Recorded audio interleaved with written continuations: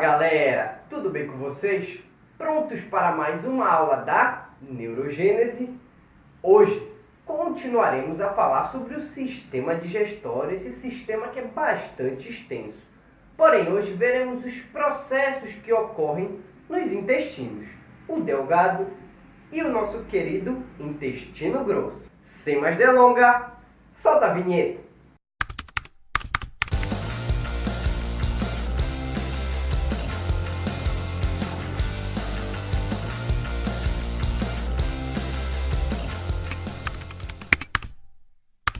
Muito bem, galera! Então hoje continuaremos a tratar sobre o sistema digestório. E se você perdeu as outras aulas referentes ao sistema digestório, olha a sugestão aparecendo ali em cima.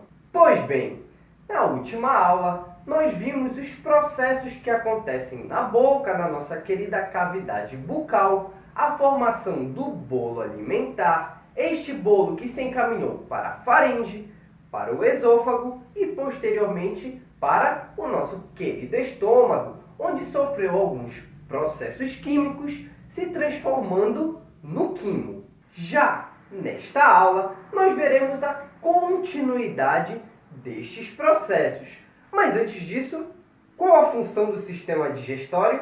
Isso mesmo, transformar as moléculas grandes em pequenas moléculas, para que elas possam ser absorvidas pelo organismo. Pois bem, então o nosso querido quimo, que já sofreu diversos processos mecânicos e químicos, passará do nosso querido estômago para o intestino delgado, que é o próximo órgão. Porém, vocês lembram que tem um esfíncter ao final do estômago que controla essa passagem? Qual é o nome dele mesmo? Ah, isso mesmo, o esfíncter piloro, ou também conhecido como pilórico. Então, o quimo passa para a primeira região do nosso querido intestino delgado. Vamos conhecer um pouquinho dele. O intestino delgado, que é um órgão extremamente longo, revestido por uma mucosa enrugada e que também apresenta inúmeras projeções. O intestino delgado pode ser dividido em 3 regiões, e isso é muito importante, anota aí. A primeira região, conhecida como duodeno, a segunda região, conhecida como jejuno, e a terceira região, conhecida como íleo. Vamos ver cada uma delas, pois elas realizam processos diferentes. O duodeno, que é a primeira região do nosso querido intestino delgado, tem uma função muito importante. Anota aí. No duodeno é o último local onde ocorrem os processos digestivos, ou seja, é nele que terminam os processos de transformar as moléculas grandes em pequenas moléculas.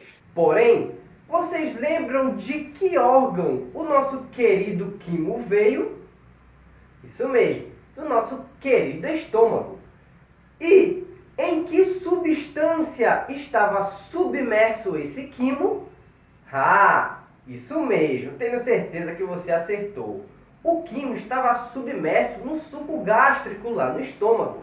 E um dos componentes deste suco gástrico, como vocês já sabem, é o nosso querido ácido clorídrico. Ou seja, quando este quimo chega ao duodeno, ele está muito ácido, sendo irritante para a mucosa duodenal. Aí é que entram em ação alguns órgãos anexos, que são órgãos que auxiliam os processos digestivos e também neutralizam a ação desse ácido. Muita atenção! Produzida pelo fígado, a bile, que é uma solução aquosa, fica armazenada na vesícula biliar, que é uma espécie de bolsa.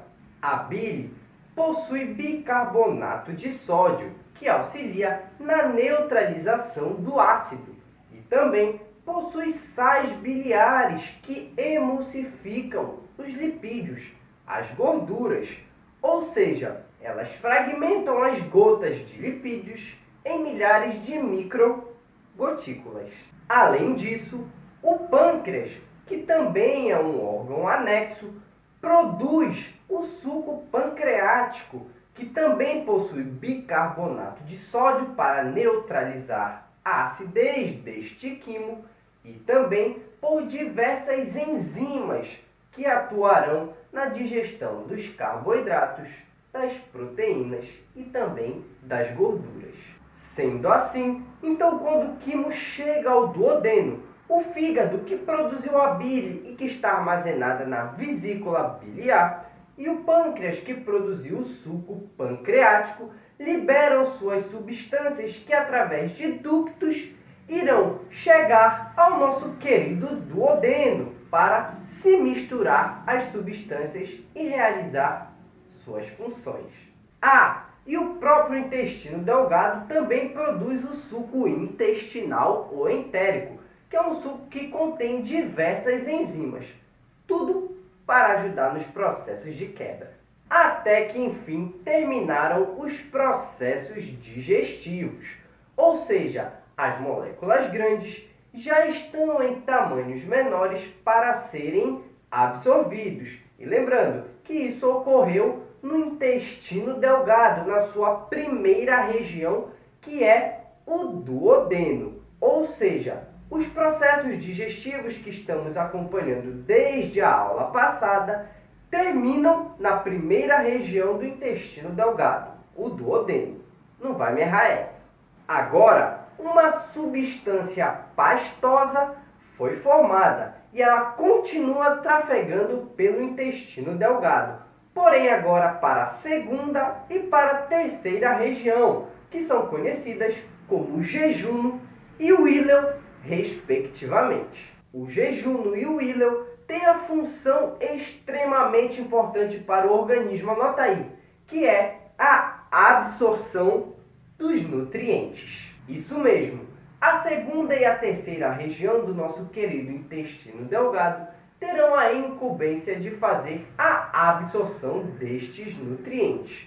E olha que interessante, estruturas encontradas no intestino delgado, denominadas de microvilosidades, são projeções arredondadas que revestem a superfície interna deste órgão, ampliando assim a área de absorção.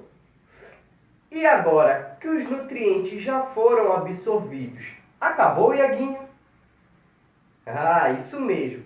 Agora o que acontece é que, após a absorção dos nutrientes, alguns detritos não assimilados continuam no trato digestório. E agora esta pasta não assimilada se encaminha para o próximo órgão, que é o nosso intestino grosso.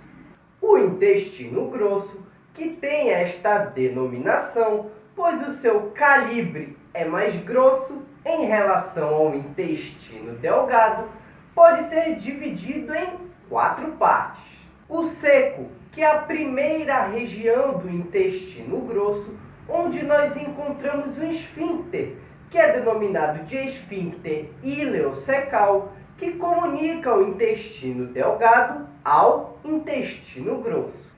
Também temos os cólons, o ascendente, o transverso, o descendente e o sigmoide. E também temos o reto e o ânus, que é outro esfíncter.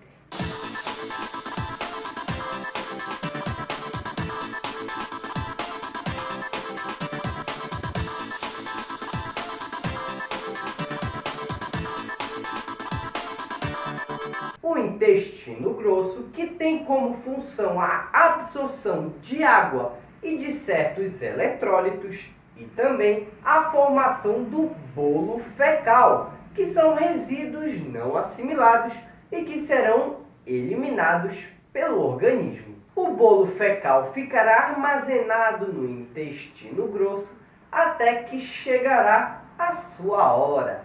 E aí, o bolo fecal trafegará pelas regiões ali do intestino grosso, chegando ao reto, que é um canal de passagem onde no seu final é encontrado um esfíncter, que é um orifício denominado de ânus. E daí o bolo fecal será liberado pelo organismo. E com a eliminação dos resíduos, nós terminamos esse extenso sistema que é o nosso querido sistema digestório.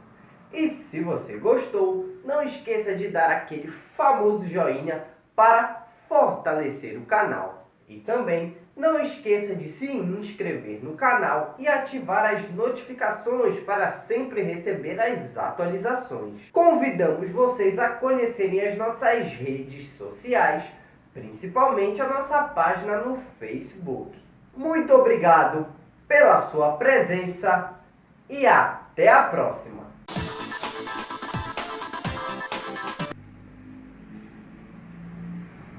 Emulsificação dos lipídios, das gorduras, ou seja, comentar aqui. Pois bem, então agora o nosso querido quimo, que já sofreu muitas ações lá no estômago, passa através de um esfíncter, que é qual mesmo? E se encaminha para a primeira região do intestino delgado, que é o nosso querido duodeno.